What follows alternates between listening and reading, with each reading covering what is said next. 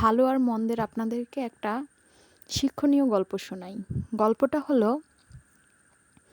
একদিন অনেক রাতে একজন ইমানদার ব্যক্তি এবং একজন চোর, তারা দুজন পুকুরের দুইটা পাড়ে ছিল, দুই ঘাটলাতে ছিল। তো যে চোর সে চুরি করে এসে হাত মুখ ধুচ্ছে, আর যে ইমানদার ব্যক্তি সে তাহাজ্জুদ পড়ার জন্য যথারীতি অজু করতে গিয়েছে।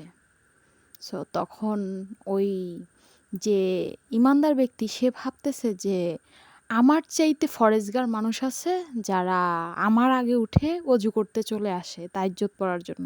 আর যে চোর সে ভাবতেছে আমার থেকেও বড় চোর আছে দুনিয়াতে, যে আমার আগে চুরি করা শেষ তার। তো আপনি যেরকম মন মানসিকতার, আপনি অন্য অপোজিট পার্সনকে নিজের মতো করে ভাবেন বা চিন্তা করেন। গল্পটার মতো বাস্তবতাও এরকম, চোর নিজেকে চোরই ভাববে আর যে ইমানদার ব্যক্তি সে ইমানদারই ভাববে।